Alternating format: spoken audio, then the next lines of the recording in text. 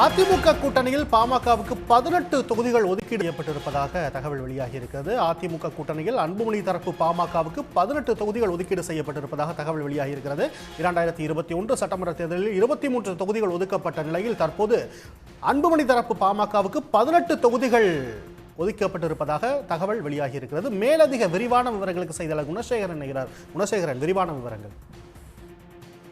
தேசிய ஜனநாயக கூட்டணியில் வரும் சட்டமன்ற தேர்தலில் அதிமுக தலைமையில் கூட்டணி அமைக்கக்கூடிய ஒரு நிகழ்வில் இன்றைய தினம் காலை எடப்பாடி பழனிசாமியை பாமகவினுடைய தலைவர் அன்புமணி ராமதாஸ் சந்தித்து அதிமுக கூட்டணியில் இணைத்துக் கொண்டார். இந்த நிலையில் அவர் பாமகவிற்கு, அதாவது அன்புமணி ராமதாஸ் அவரது தரப்பு பாமகவிற்கு 18 இடங்களும் அதே போல ஒரு ராஜ்யசபா இடமும் ஒதுக்கீடு செய்யப்பட்டிருப்பதாகவும் தகவல் கிடைக்கப்பட்டிருக்கிறது. அதிலும் குறிப்பாக கடந்த 2021 ஆண்டு சட்டமன்ற தேர்தலின் பொழுது அதிமுக கூட்டணியில் பாமகவிற்கு 23 தொகுதிகள் ஒதுக்கீடு செய்யப்பட்டிருந்தன. அந்த 23 தொகுதிகளில் 5 தொகுதிகளில் மட்டுமே பாமக வெற்றி பெற்றிருந்தது.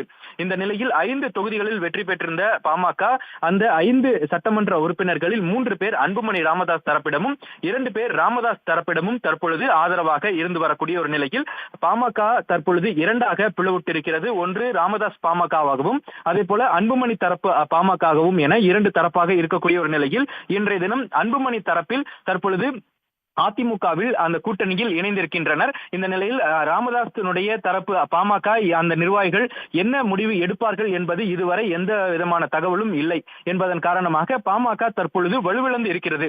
இந்த நிலையில் தான் பாமக வலுவிழந்து இருக்கக்கூடிய ஒரு நிலையில் ராமதாஸ் தரப்பு இதுவரை எந்த விதமான தகவலும் வெளிப்படுத்தாத நிலையில் தற்பொழுது அன்புமணி ராமதாஸ் தரப்புக்கான அந்த பாமகவிற்கு 18 சட்டமன்ற தொகுதிகளும் அதே போல ஒரு ராஜ்யசபா இடமும் ஒதுக்கீடு செய்யப்படுவதாகவும் தகவல் வெளியாகி இருக்கிறது. அந்த ஒரு ராஜ்யசபா இடத்தில் அன்புமணி ராமதாஸ் அல்லது சௌமியா அன்புமணி யாரோரும் ஒருவர் அந்த ராஜ்யசபா உறுப்பினராக அதிமுக தரப்பில் அந்த சீட் வழங்கப்படலாம் எனவும் எதிர்பார்க்கப்படுகிறது. அதே போல 18 தொகுதிகள் மட்டுமே பாமகவிற்கு ஒதுக்கக்கூடிய ஒரு நிலையில் அந்த 18 தொகுதிகளும் மிக முக்கியமான பாமகவிற்கு சாதகமாக இருக்கக்கூடிய அந்த தொகுதியாக கேட்டு பெற இருப்பதாகவும் பாமக திட்டமிட்டிருக்கிறது.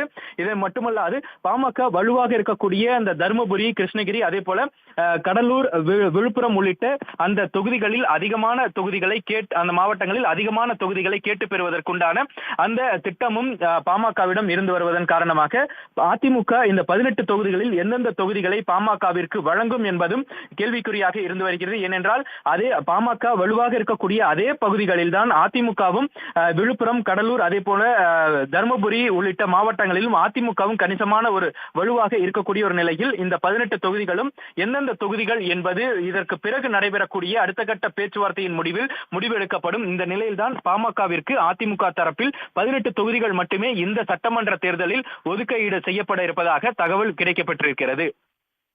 தற்போதைய விவரங்களுக்கு நன்றி குணசேகரன். உடனுக்குடன் செய்திகளை தெரிந்து கொள்ள சன் நியூஸ் பெல் ஐகானை கிளிக் பண்ணுங்க.